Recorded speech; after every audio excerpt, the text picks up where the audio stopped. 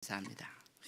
오늘 하나님이 우리 모두에게 주시는 말씀은 시편 119편 97절, 18편 1절, 또 119편 9절. 이 주보에는 잘못 나왔는데 또 11절, 그리고 50절과 23절입니다. 두 구절씩 묶어서 제가 설교를 하도록 하겠습니다. 우리 함께 차근차근 읽어보도록 하겠습니다. 내가 주의 법을 어찌 그리 사랑하는지요. 내가 그것을 종일 작은 소리로 읊조리나이다. 나의 힘이신 여호와여, 내가 주를 사랑하나이다. 청년이 무엇으로 그의 행실을 깨끗하게 하리이까? 주의 말씀만 지킬 따름이니이다. 내가 주께 범죄하지 아니하려 하여 주의 말씀을 내 마음에 두었나이다. 이 말씀은 나의 고난 중에 위로라. 주의 말씀이 나를 살리셨기 때문이니이다.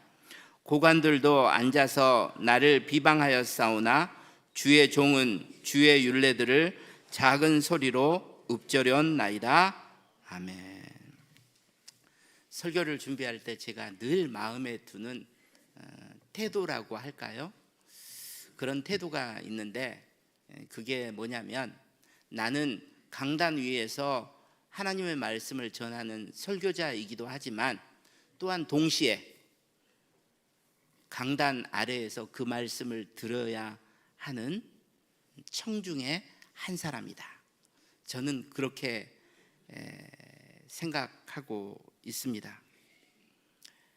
사실 목사가 나는 강단 위에서 말씀만 전하는 그런 사람이다, 이렇게만 생각을 하게 되면요, 마치 자신은 말씀 위에서 이미 그 말씀을 다 살고 있는 사람처럼 착각하고 그렇게 말씀을 전할 수 있는 거죠. 그런데 나도 청중의 한 사람과 같은 존재이다라는 것을 의식하고 말씀을 준비하게 되면 설교가 달라지겠죠. 내가 이 말씀대로 정말 전하는 말씀대로 살고 있는지, 그렇게 살려고 몸부림치고 있는지를 생각하면서 말씀을 준비하게 되기 때문이죠. 이런 점을 놓고 보면 한국 교회의 당면한 문제는 다른 것이 아니라, 많은 목사님들이 자신은 강단 위에서 설교하고 있기 때문에 마치 강단 위에서 회중을 내려다보며 설교하듯이 자기는 말씀 위에 서서 그 말씀을 들을 필요가 없는 완벽한 존재인 것처럼 설교를 하고 있다는 것입니다. 제가 왜 이런 말씀을 드리냐면, 안식월을 지내는 동안에 우리 교회 예배를 같이 드리면서 우리 부목사님들이 강단 위에서 설교하는 모습을 보니 저는 그 말씀을 듣는 청중의 위치에 있잖아요. 그래서 내가 지금 이 설교를 듣는 것처럼 나도 전하는 자일 뿐만 아니라 듣는 자라는 이 자세를 잊지 말아야겠다. 저는 그렇게 생각을 하게 되었습니다. 저나 여러분이나 똑같이 하나님의 자녀 아닙니까? 저는 그 자녀 중에서 말씀을 대언하는 자로 하나님의 특별한 부르심을 받은 일꾼에 불과한 것입니다. 따라서 강단 위에서 설교하면서 사실은 나도 청중의 한 사람으로 이 말씀을 드려야 하는 존재라는 것을 기억하며 말씀을 준비하고 전하는 그런 목회자가 저와 우리 부목사님들이 꼭 되어갈 수 있도록 여러분 기도해 주시기를 부탁드립니다. 설교자가 사실은 청중의 한 사람이고 그 설교를 들어야 하는 존재라는 이 부분을 제가 어떻게 깨닫게 되었냐면요, 제가 사실은 대학교 1학년 때 내비게이터 선교회를 다녔습니다. 그러다가 사랑교회 대학부로 옮겨갔는데요. 내비게이터에서는요, 매일 점심때마다 함께 점심을 먹고, 점심 먹은 후에는 리더와 함께 말씀을 공부하거나 이미 그 경건의 시간을 가져서 묵상한 말씀을 나누는 시간을 가져요. 여러분, 날마다 얼마나 힘들어요. 그런데도 그것을 1년 동안 하다 보니까 성경 말씀은 내가 무슨 전하기 위해서 읽는 것이 아니라 나의 영혼을 위해서, 내 믿음의 삶을 위해서 읽어야 하는구나. 이것이 제 안에 뼛속 깊이 새겨지게 되었다는 거죠. 그러다 보니까 제가 목사가 된 이후에도 설교를 하기 위해서 어떻게 하면 이 말씀을 잘 요리해서 이 유익한 그런 영적 양식으로 성도들에게 먹일까, 이런 생각만 하는 것이 아니라 내가 먼저 이 말씀을 통해서 하나님이 나에게 약속하신 것, 명령하신 것을 듣고, 하나님이 나를 위로하시고 격려하시는 것도 듣고, 또 하나님이 이 말씀을 통해서 나에게 경고하시고 나를 책망하시는 것도 내가 들어야 한다. 이것이 설교자가 되는 것보다 더 중요한 일이다라는 것을 제가 늘 기억하게 된 것입니다. 그렇다면 어떻게 하면 말씀을 들으면서 하나님의 음성, 사실 성경 말씀은 기록된 거잖아요. 아주 오래전에 말씀입니다. 그때의 말씀이에요. 근데 그때의 말씀이 오늘 나에게 들려주시는 하나님의 음성으로 우리가 어떻게 들을 수 있을까? 성경은 그 방법을 이렇게 말해주고 있습니다. 그 방법은 묵상이라는 것입니다. 여러분, 하나님은 우리가 어떻게 말씀을 읽어야 할지 묵상이라는 것을 통해서 가르쳐 주셨는데요. 이 묵상이라는 게 뭐냐면요, 낮은 소리로 읊조리다라는 말입니다. 히브리어로 묵상은 대부분 하가라는 단어를 써요. 다른 단어도 쓰지만 대부분이 하가입니다. 근데 이 하가라는 단어는 낮은 소리로 읊조리다는 거예요. 이게 묵상입니다. 우리가 생각하는 묵상과 다르죠.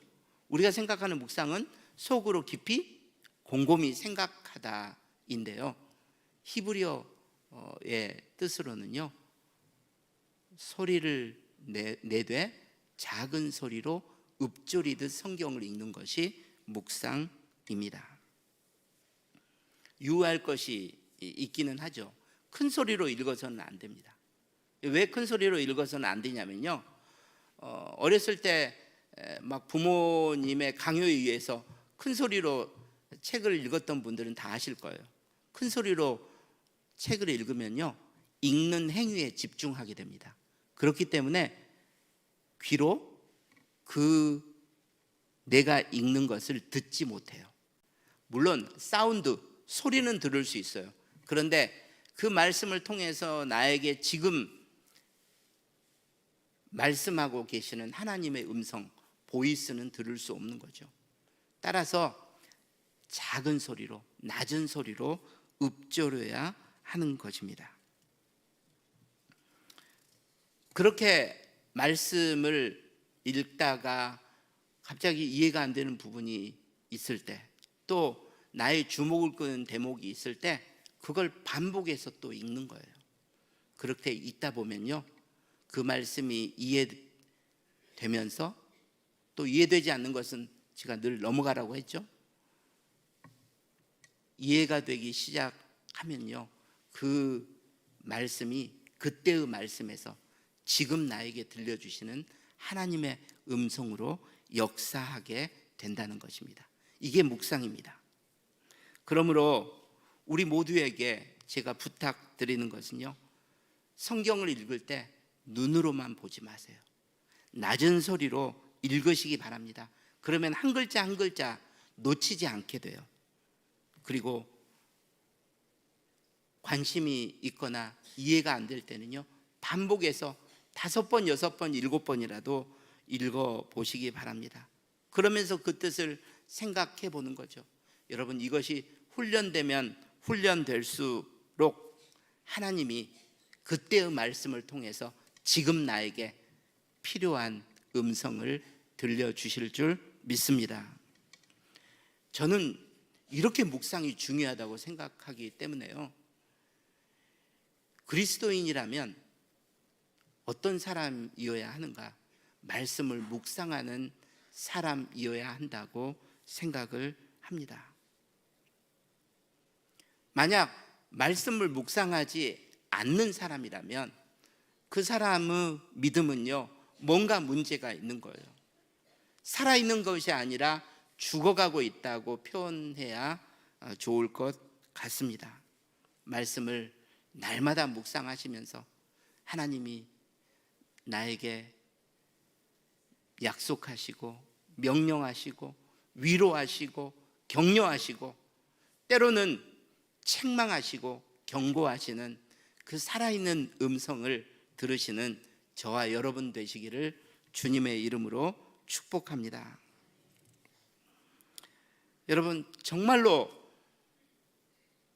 이 묵상이 얼마나 중요하냐면요, 다윗은 시편 18편 1절에서 이렇게 이야기를 해요. 우리가 잘 아는 것처럼 나의 힘이신 여호와여, 그 다음 뭐라고 했습니까? 내가 주를 사랑하나이다. 여러분, 하나님을 믿는다보다 사랑한다는 것이 더 강하지 않습니까? 다윗은 하나님을 사랑하는 사람이었어요. 그런데 시편 119편, 이건 다윗의 시라고 저는 확신하고 있는데요, 왜냐하면 다윗이라는 그 언급은 없지만 다윗이 아니면 이런 시편 119편에 흐르는 영성을 가지고 있는 사람을 찾기가 어려워요. 다윗이거나 다윗과 같은 영성을 가진 사람이 이 시편 119편의 시인이라고 저는 믿습니다. 그래서 그냥 다윗이라고 제가 말을 하는 거고요. 근데 그 다윗이 하나님을 사랑한다고 하면서 또 119편 97절에서 뭐라고 하냐면 내가 주의 법을 어찌 그리 사랑하는지요. 마치 나는 하나님을 사랑하기 때문에 하나님의 말씀도 사랑합니다, 이렇게 고백하는 것 같잖아요. 그럼 어떻게 하나님의 말씀을 사랑하는지 알 수가 있는 것입니까? 그 다음에 다윗이 뭐라고 해요? 내가 그것을 종일 작은 소리로 읊조리나이다. 여러분, 하나님을 사랑하는 사람은요, 말씀을 사랑하는 사람이 될 줄 믿습니다. 말씀을 사랑하는 사람은요, 날마다 그 말씀을 묵상하는 사람이 되는 줄 믿습니다. 저는 이 마음, 날마다 말씀을 묵상하기를 갈망하는 그 마음이 있는 사람이 하나님을 사랑하는 사람이라고 생각합니다. 이 마음 절대로 빼앗기지 않는 저와 여러분 되시기를 주님의 이름으로 축복합니다. 그렇다면 우리가 이 말씀을 묵상할 때 이 묵상을 통해서 우리에게 일어나는 변화가 무엇인가?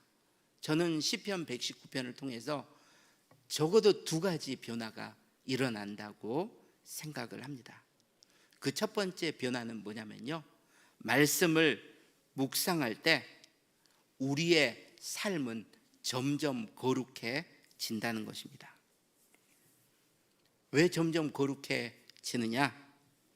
주님의 말씀을 묵상하면서 우리가 범죄하지 않게 되기 때문입니다. 이것을 다윗은 이렇게 이야기를 하고 있는데요, 119편 9절 11절을 보여주시기 바랍니다. 같이 읽겠습니다.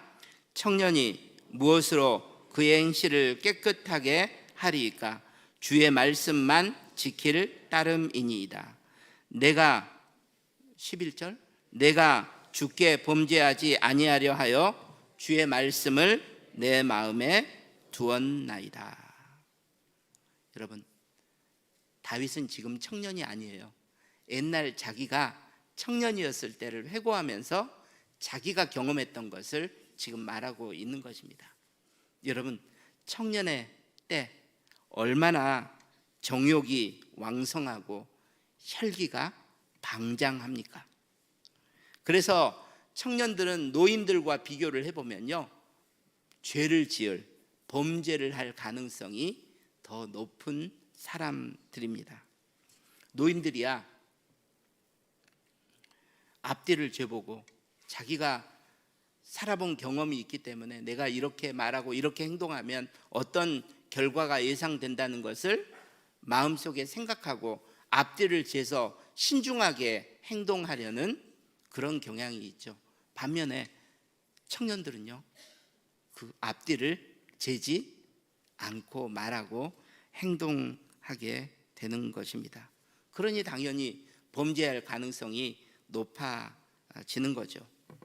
그런데 다시 9절을 보면 다윗은 이렇게 이야기를 하는 것입니다. 청년이 무엇으로 그렇다면 자기의 행실을 깨끗하게 할 수 있을까? 어떻게 해야 된대요? 주의 말씀을 따라 살아가면 된다는 것입니다. 그럼 어떻게 주의 말씀을 따라 살아갈 수 있어요? 말씀을 지키는 삶을 살 수 있어요. 11절, 내가 범죄하지 아니하려 하여 주의 말씀을 내 마음에 뭐 했다고요? 두었다고요. 말씀을 어떻게 내 마음에 간직할 수 있어요? 여러분, 암송도 좋은 방법이지만 묵상하는 것입니다. 내가 범죄하려고 할 때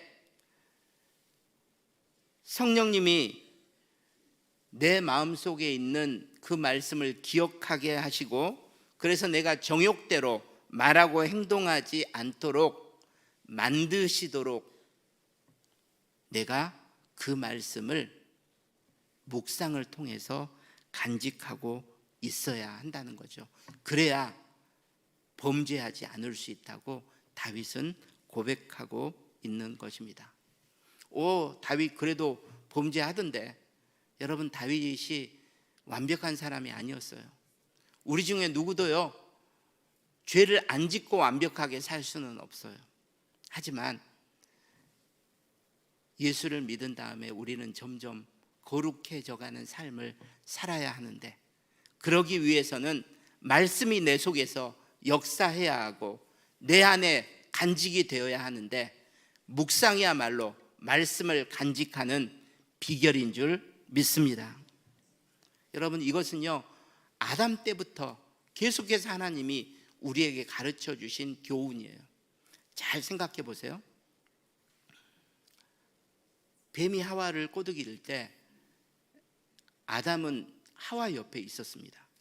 어떤 분들은 외출했다고 말하는데 옆에 있었어요.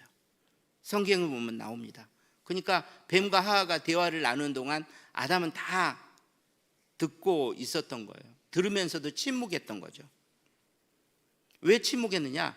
뱀이 하는 말이나 하와가 하는 말이 다 자기가 보기에는 옳다고 생각했기 때문에 침묵하고 있는 것입니다. 하나님이 이것은 먹지도 말고 만지지도 말라고 하셨어. 하와가 말씀에 첨가를 했을 때 침묵했습니다. 동의했던 거죠. 이것을 먹으면 절대로 죽지 아니하리라. 오히려 눈이 밝아져 하나님같이 되리라. 뱀이 하는 말도 다 듣고 침묵으로 동의하고 있었던 것입니다. 여러분, 생각해 보세요. 아담은 이미 하나님이 하신 말씀을 들었던 사람입니다. 이 동산 모든 나무의 실과는 네가 다 먹을 수 있지만 이 실과는 절대로 먹지 말아라. 먹으면 반드시 죽으리라. 그 말씀을 들었는데, 지식으로 갖고 있는데, 여러분, 왜 지금 사단의 말, 하와의 말에 이끌려서 결국 범죄를 하고 마는 것입니까? 저는 곰곰이 생각을 해보았습니다. 분명히 지식으로 가지고 있어요. 그런데 왜 하와의 말, 뱀의 말, 사실은 사단이 하는 말에 동의를 하고 있느냐? 저는 아담이 묵상하지 않았기 때문이라고 말씀드리고 싶습니다. 하나님이 선악을 알게 하는 나무라는 눈에 보이는 것을 통해서 아담에게 이 나무의 열매를 먹지 말라고, 반드시 죽으리라고 하셨다면요, 하나님은 그 나무를 볼 때마다 하나님의 말씀을 기억하라고 하신 것입니다. 그러면 아담이 왜 하나님이 다른 열매는 다 먹으라고 하셨는데 이것은 먹지 말라고 하셨을까? 왜 반드시 죽으리라고 하셨을까? 순종이 내가 죽고 사는 문제를 결정하는 정말로 중요한 부분이구나. 하나님은 나를 사랑하셔서 이렇게 많은 자유를 주셨지만 하나님의 말씀을 어기는 것, 불순종하는 것은 하나님이 주신 모든 것을 누리지 못하도록 만드는 것이라고 지금 말씀하고 계시는 거구나. 그래서 나는 날마다 하나님께 순종해야 되는 존재이구나. 내가 아무리 원하고 이것을 하고 싶고 그것이 선인 것처럼 생각해도 하나님의 말씀이 참된 진리이고 선이구나. 이걸 다윗이 묵상했어야 한다는 것입니다. 만약 그렇게 묵상해서 하나님의 말씀이 확고하게 그 마음속에 자리 잡고 있었다면요, 뱀이 말할 때 야 그건 틀렸어, 하와가 말할 때 왜 말씀에 덧붙여, 이렇게 야단치면서 경책하지 않았겠습니까? 사랑하는 여러분, 묵상은 이렇게 중요한 것입니다. 우리는 날마다 아담처럼 두 개의 소리를 듣습니다. 세상 속에서 뱀이 나에게 하는 말, 절대로 죽지 않아. 하나님의 말씀을 어겨도 너는 더 잘 될 수 있어. 네 마음대로 살아. 여러분, 한쪽에서는요, 절대로 죽지 아니하리라. 한쪽에서는 하나님 말씀하시죠. 반드시 죽으리라. 여러분, 뭐가 옳아요? 하나님의 말씀이 옳아요. 그런데 묵상을 통해서 그 말씀이 내 안에 담겨지지 않으면요, 그 하나님의 말씀도 정보에 불과한 거예요. 사단이 하는 소리를 절대로 이길 수가 없는 것입니다. 사랑하는 여러분, 하나님의 말씀이 들려오고 사단이 세상을 통해서 나에게 주는 소리가 들려올 때 그것이 참이고 거짓인지를 분별할 수 있는 저와 여러분 되시기를 주님의 이름으로 축복합니다. 더 나아가서 하나님의 진리의 말씀을 붙들고 세상의 소리, 사단의 소리를 이기는 능력을 경험하는 저와 여러분 되시기를 주님의 이름으로 축복합니다. 그러려면요, 그렇게 해서 범죄하지 않으려면요, 여러분 날마다 말씀을 묵상하는 자리에 나아가야 할 줄 믿습니다. 말씀을 묵상하지 않는 사람은요, 자기가 가지고 있는 성경 지식이 아무리 많아도 그것은 정보라니까요. 지금 하나님이 나에게 말씀하시는 진리가 되지 못하는 것입니다. 그러니 세상에 이끌려, 정욕에 이끌려 자기 멋대로 살아갈 수밖에 없는 것이죠. 사랑하는 여러분, 청년이 무엇으로 그 행실을 깨끗게 하리까? 주의 말씀을 지킬 따름입니다. 내가 주께 범죄하지 아니하려 하여 주의 말씀을 내 마음에 두었나이다. 이 고백이 저와 여러분의 살아있는 고백 되시기를 주님의 이름으로 축복합니다. 첫 번째는 묵상을 통해서 내 삶이 점점 거룩해지는 것입니다. 두 번째는요, 묵상을 통해서 내 영혼이 점점 밝아지는 거죠. 여러분, 영혼은요, 어둡다, 밝다, 이렇게 표현할 수 있어요. 영혼이 어두울 때는요, 부정적인 감정이 나를 지배하는 것입니다. 두려움, 분노, 죄책감, 열등감, 버림받은 느낌, 거절감, 이런 것들이 사로잡는 거예요. 영혼이 밝을 때는요, 기쁨, 감사, 만족감, 평안이 내 안에 있는 거고요. 여러분, 지금 여러분의 영혼은 어떻습니까?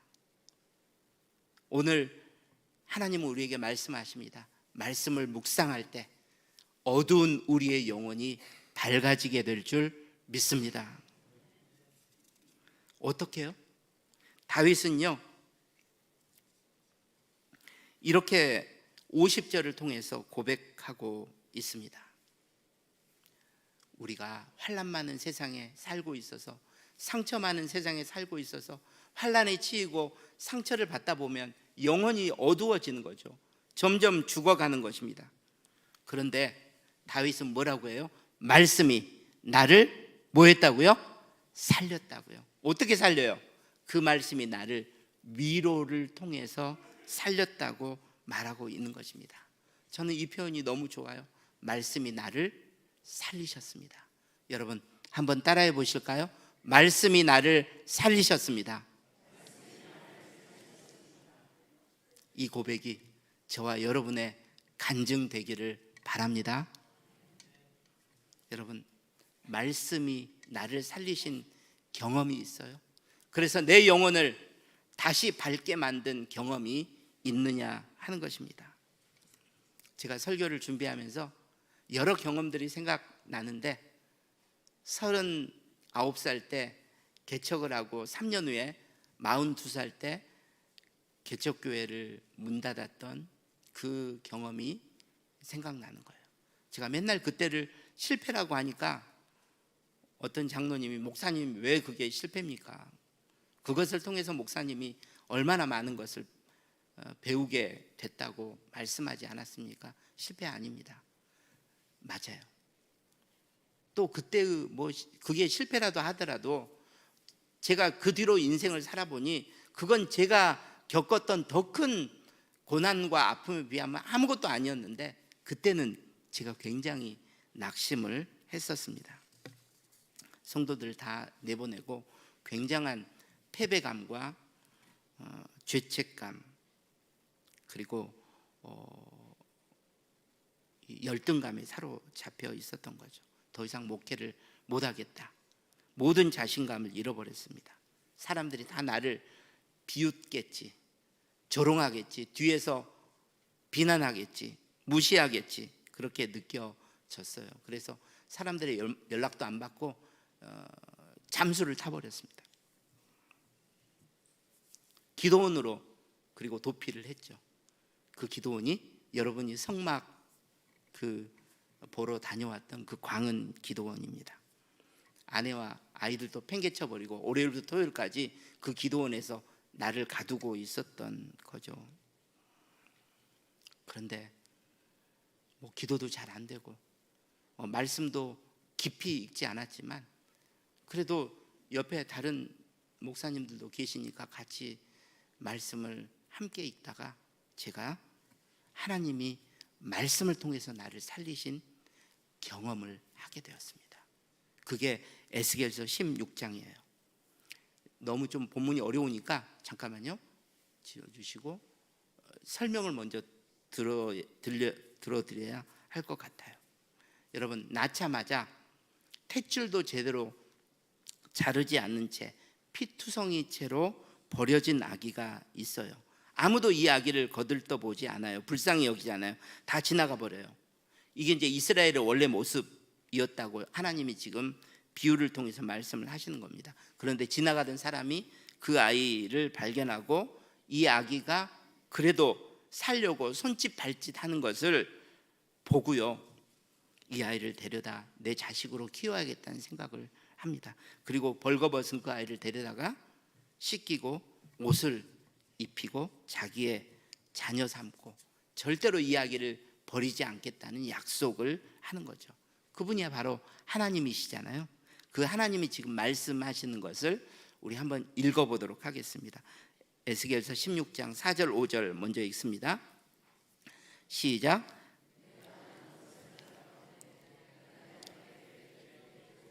자르지 아니하였고 너를 물로 씻어 정결하게 하지 아니하였고 내게 소금을 뿌리지 아니하였고 너를 강보로 싸지 아니하였나니 아무도 너를 돌보아 이 중에 한 가지라도 내게 행하여 너를 불쌍히 여긴 자가 없었으므로 내가 나던 날에 내 몸이 천하게 여겨져 내가 들에 버려졌느니라. 6절 8절. 내가 내 곁으로 지나갈 때 내가 피투성이가 되어 발짓하는 것을 보고 내게 이르기를 너는 피투성이라도 살아있으라. 다시 이르기를 너는 피투성이라도 살아있으라 하고 내가 내 곁으로 지나며 보니 내 때가 사랑을 할 만한 때라. 내 옷으로 너를 덮어 벌거벗은 것을 가리고 내게 맹세하고 언약하여 너를 내게 속하게 하였나니라. 나 주 여호와의 말이니라. 에스겔에게를 통해서 하나님이 하셨던 말은 이스라엘 백성들에게 하신 말씀이죠. 그때의 말씀입니다. 그런데 이 성경을 읽을 때 그때의 말씀이 지금 나에게 하시는 하나님의 말씀으로 들리기 시작한 거예요. 그 전에도 알고 있었던 말씀이지만 그 기도원에 있었던 상황 속에서, 여러분 기도원은 살려고 가는 거잖아요. 그런데 저는 기도원 안에서 그냥 너무 제 자신이 초라했기 때문에 그냥 눈을 감고 잠을 자다가 그냥 하나님이 데려가셨으면 좋겠다. 우리가 종종 그런 생각하잖아요. 그런 생각을 계속 하고 있었던 때였습니다. 지금 이후로 살아가는 것이 더 고통이었던 순간, 마치 그것을 하나님이 알고 계셨던 거죠. 그래서 그 에스겔서 말씀을 그날 읽게 하신 것입니다. 2번이나 반복하신 그 말씀, 너는 피투성이라도 살아있으라. 살아있으라. 제가 더 설명드리지 않도록 하겠습니다. 제 마음속에 고장난 녹임기처럼 끊임없이 저를 정죄하던 소리가 있었습니다. 계속 반복해서 들려오는 그 소리를, 이 하나님의 소리가 압도하는 경험을 제가 했어요. 그 말씀이 저를 살린 것입니다. 사랑하는 여러분, 저보다도 더 극적인 경험들을 하신 분들이 많을 거예요. 저는 그래서 확신해요. 하나님의 말씀은 아무리 쓰러져 있는 자, 아무리 좌절해 있는 자도 일으킬 수 있는 줄 믿습니다. 제가 종종 그렇게 말하잖아요. 부모가 아무리 내가 너 사랑해 해도 우울증에 빠진 자녀들을 일으킬 수가 없더라고요. 그런데 그 친구가 집회에서 하나님이 내가 너를 사랑해, 그 소리를 자기에게 하신 음성으로 듣게 되니까 그가 바뀌고 치유되는 것을 저는 직접 보았습니다. 하나님의 말씀이 우리를 살리시는 줄 믿습니다. 여러분, 그런데 우리가 어떻게 해야 그 말씀이 우리를 살리는 경험을 하느냐 하는 것입니다. 다윗이 이렇게 고백하고 있어요. 이게 이제 마지막 부분인데요. 23절입니다. 여러분, 재미있는 표현입니다. 고관들이 모여서 나를 비방하고 있어요. 이들은 다윗의 신하들 아닙니까? 날마다 같이 보고 정사를 함께 하는 동역자들입니다. 그런데 뒤에서 나를 비방하고 다녀요. 항상 이런 일이 있으면 또 전달해 주는 사람이 있으니까 다윗이 듣게 된 거죠. 얼마나 배신감이 들겠습니까? 그런데 아까도 말씀드렸던 것처럼 나를 비방하는 소리는요, 고장난 녹음기처럼 내 안에서 계속 반복돼요. 그래서 내 영혼을 어둡게 만드는 것입니다. 배신감, 두려움, 분노, 열등감 이런 걸로 가득 차게 되는 거죠. 그런데 다윗이 뭐예요? 나는 주의 율례를 낮은 소리로 계속 읊조렸나이다. 나는 계속해서 하나님의 말씀을 묵상했다는 것입니다. 그래서 어떤 일이 일어난 겁니까? 여러분, 다윗은 말하고 있지 않지만 다윗이 주의 말씀을 이렇게 계속 묵상하면서 경험한 것이 있었겠죠. 고관들의 비방하는 그 소리, 고장난 녹음기처럼 내 안에서 계속 반복되는 그 소리를 하나님의 말씀이 이긴 줄 믿습니다. 여러분, 비방하는 소리가 사라졌다는 말이 아니에요. 계속 들리는데 더 이상 나에게 영향을 미치지 못하는 거예요. 나를 지배하지 못하는 거예요. 여러분, 이것이 묵상의 힘입니다. 다윗은 낮은 소리로 말씀을 묵상하면서 이 묵상의 능력을 경험한 거예요. 그래서 고관들은 계속해서 나를 비방했지만 나는 하나님의 말씀을 붙들고 그것을 묵상했다고 말하고 있는 것입니다. 하나님의 말씀이 진리죠. 하나님의 말씀이 참이죠. 거짓을 그 말씀이 이기는 경험을 우리가 꼭 성경을 통독하는 가운데 하실 수 있기를 주님의 이름으로 축복합니다. 혹시 사람에게 상처받았어요? 사람에게 상처받으면요, 우리는 사람들에게 위로받으려고 해요. 내 편을 만들어서 내가 옳다는 것을 사람들이 인정하게 만들고 싶어요. 여러분, 다 부질없는 짓이에요. 사람의 말로는요, 사람에게서 받은 상처를 이겨낼 수 없어요. 반드시 공허해져요. 여러분, 사람이 준 상처는요, 하나님의 말씀으로 이겨야 할 줄 믿습니다. 이세벨이 엘리야에게 준 말의 상처를요, 호렙산에서 하나님이 들려주신 그 세미한 소리가 이긴 줄 믿습니다. 여러분, 하나님의 말씀을 붙들어야 돼요. 그 말씀이 나에게 위로가 돼야 돼요. 그래야 말씀이 나를 살리는 경험을 하게 되는 것입니다. 이 능력을 날마다 경험하셔서 어두운 영혼이 다시 밝아지는 은혜를 경험하는 저와 여러분 되시기를 주님의 이름으로 축복합니다. 기도하겠습니다. 하나님,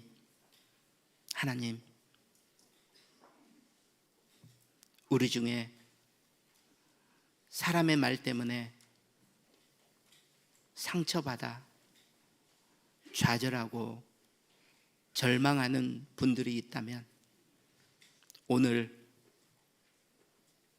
하나님의 말씀을 묵상으로 붙드는 은혜를 허락하여 주시옵소서. 그래서 내 영혼을 어둡게 만들었던 모든 말의 능력이 진리 안에서 그 힘을 잃어버리는 역사가 일어나게 하여 주시옵소서. 하나님의 말씀이 정보가 되지 않도록 도와주시옵소서. 능력의 말씀, 진리의 말씀이 되어서 그 말씀이 어두움을 깨트리고 내 영혼을 다시 밝게 만드는 하나님의 놀라운 능력과 사랑이 되게 하여 주시옵소서. 예수님 이름으로 기도하옵나이다. 아멘. 우리 연약한 부분에 손을 얹고 또 가슴에 손을 얹고 우리 기도하도록 하겠습니다. 하나님, 거짓은 절대로 진리를 이길 수 없는 줄 믿습니다. 우리가 말씀을 묵상하면 할수록 그때의 말씀은 오늘의 하나님의 음성이 될 줄 믿습니다. 그 말씀이 나를 위로하셔서 나를 다시 살리시는 것을 우리 사랑하는 성도들이 꼭 삶 속에서 경험할 수 있도록 주여 진리로 붙들어 주시옵소서. 아버지여, 이 시간 우리의 모든 연약함을 주님 앞에 고백합니다. 죽은 자도 살리시고 병든 자도 고치시고 죄인도 바꾸시고 변화시키시는 하나님의 은혜를 우리 모두에게 부어 주시옵소서. 육신의 질병만 질병이 아니라 우리의 영혼이 병들고 우리의 영혼이 약해지면, 어두워지면 그것도 치료받아야 될 줄 믿습니다. 우리 사랑하는 성도들, 영과 혼과 육이 강건해질 수 있도록 도와주시옵소서. 이번 한 주 정말로 마음의 소원을 가지고 주님 앞에 기도하는 성도들에게 주님이 함께 하셔서, 주님이 응답하셔서 이번 한 주 인생의 시온의 대로가 열리게 하여 주시옵소서. 주님이 열어주시는 새 길을 걸을 수 있도록 우리의 가정, 우리의 자녀들을 책임져 주시옵소서. 이 시간 주님 앞에 드려진 예물 주님이 꼭 기억해 주시기를 원하옵고 예수님 이름으로 기도하옵나이다. 아멘.